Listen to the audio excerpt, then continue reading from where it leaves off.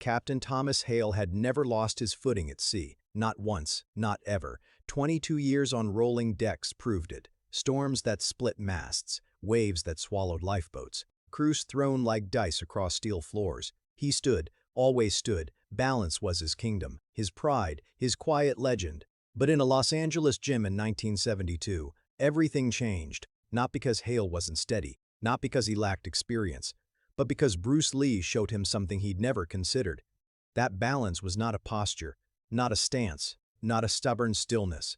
It was motion inside stillness. 1,000 tiny choices, made every second, and Hale was about to learn how little he truly understood.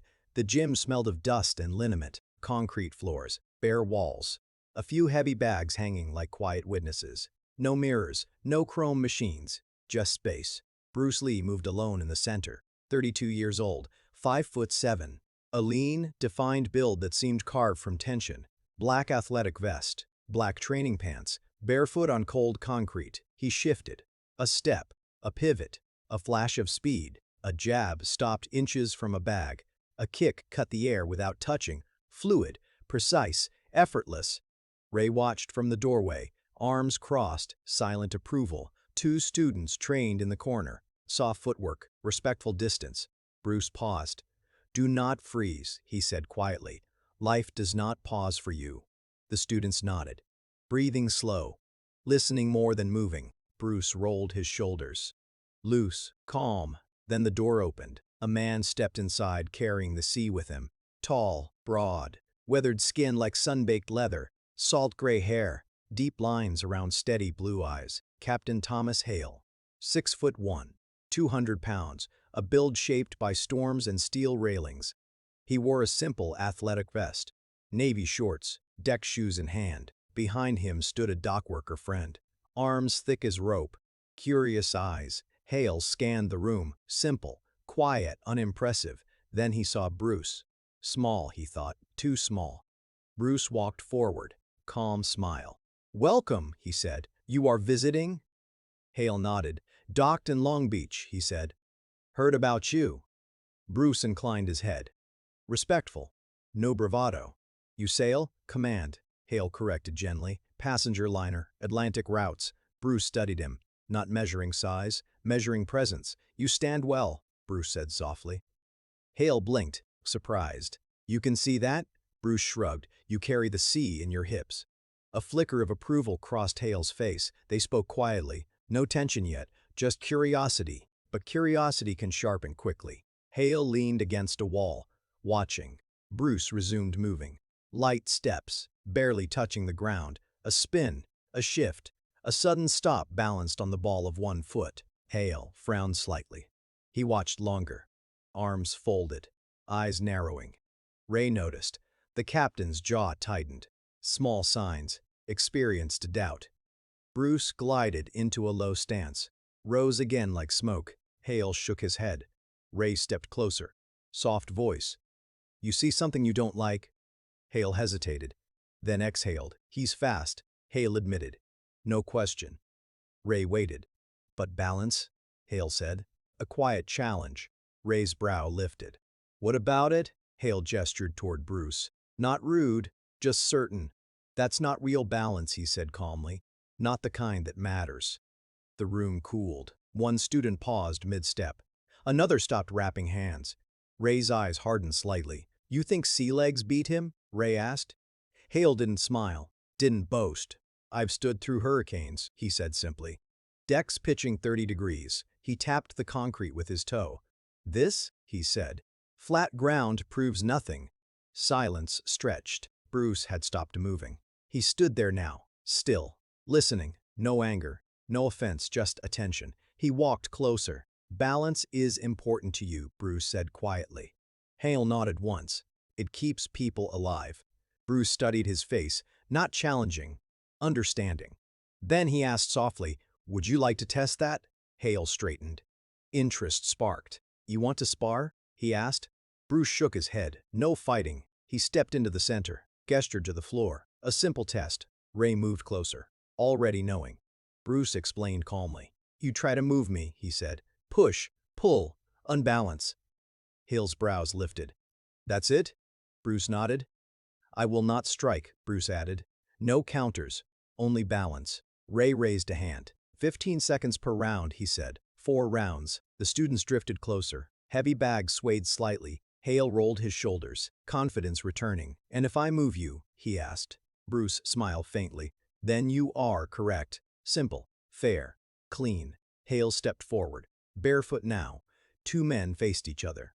One shaped by storms, one shaped by stillness. Ray raised his hand. Positions. They stood an arm's length apart. Breath slow, eyes locked. Begin, Ray called. Hale moved first. Direct, practical. No wasted motion. He stepped in and shoved Bruce's shoulders. Solid contact. Bruce shifted, a small slide backward.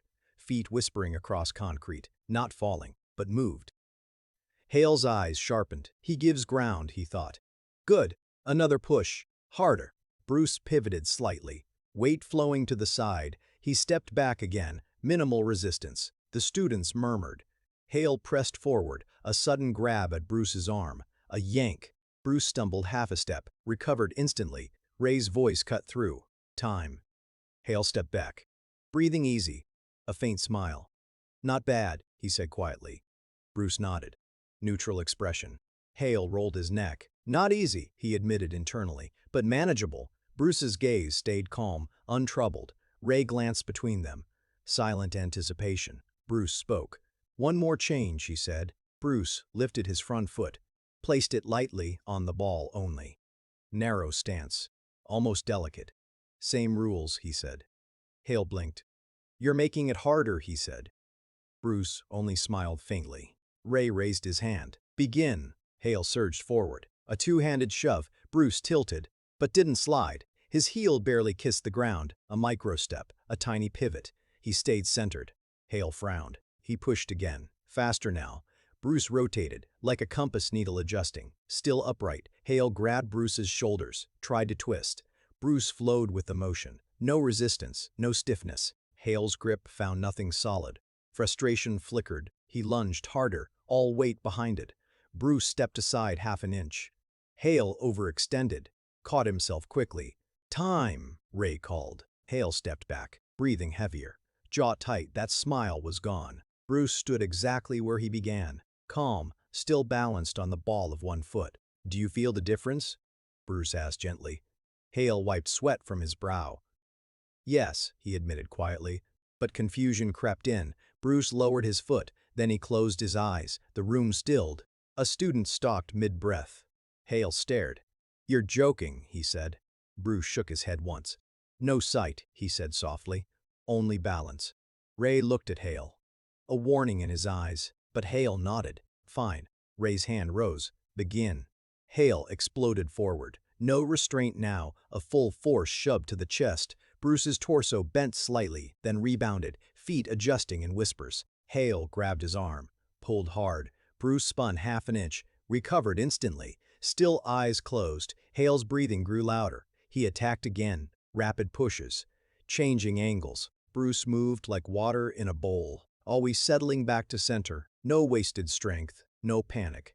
Hale snarled softly, frustration breaking through. He lunged with everything. A desperate surge. Bruce's heel slid a fraction, then planted. Hale stumbled forward, nearly lost his own balance. Time, Ray shouted. Hale staggered back, chest heaving. Bruce opened his eyes slowly, unmoved, unshaken. Hale bent over slightly, hands on knees. This shouldn't be possible, he thought. Sweat dripped to the floor. His lungs burned. Bruce stood relaxed, barely winded. And then the GYM went quiet. No bag swinging, no feet shuffling, only one sound, Hale's heavy breathing. The captain who never fell now looked unsteady on land. Bruce stepped closer. One more, he said softly. Hale straightened slowly, pride battling exhaustion. What now? He asked. Bruce walked to the side, picked up a wooden staff. He placed it across his shoulders, hands resting lightly on it. Then he stepped onto a folded gym mat, unstable, soft underfoot. He closed his eyes again. You try, he said. Hale stared at him. On unstable ground, eyes closed, hands occupied, impossible. Ray swallowed. Even he felt it. Begin, Ray said quietly. Hale approached cautiously. A push. Bruce's body rippled slightly, then centered. The mat dipped. Bruce's body rippled slightly, then centered. The mat dipped. Bruce adjusted. Tiny shifts. Constant corrections. Hale pushed harder. Twisting angles. Bruce flowed, always returning upright. Hale grabbed the staff, pulled sharply.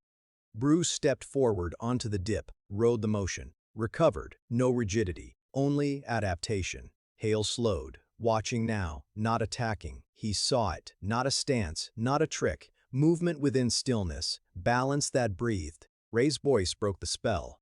Time. Hale lowered his hands slowly, not defeated by force, but by understanding. Hale sat heavily on a bench, chest rising and falling, sweat cooling on his skin. Ray handed him a water bottle. No words. The students drifted back to training. Soft movements resumed. Life returning.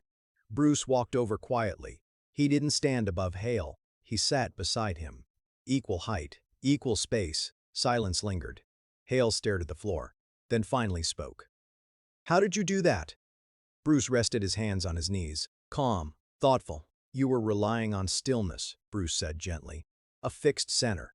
Hale listened, every word landing. "Your balance requires predictability," Bruce continued, "a stable reference." He tapped the floor lightly, "but the ground is never loyal." Hale swallowed. Bruce went on. "I removed your reference," he said softly. "No sight, no stability, no fixed base." He looked at Hale. "Without those, your skill lost its roots." Hale nodded slowly, painful truth settling. "Not because you lack ability," Bruce added, "but because you built on conditions." He paused. "True mastery does not depend on conditions." A quiet breath. "It adapts," Bruce said. "It flows. It finds a way." Hale closed his eyes briefly. Waves, storm decks, screaming wind, all suddenly different in memory. When he opened them, they were softer. "Can you teach me?" he asked quietly. Bruce smiled faintly. "I can show the principle," he said. "You must find your own way." They trained for 2 hours, not sparring, not fighting, exploring. Bruce showed micro shifts of weight, barely visible, heel to toe to arch.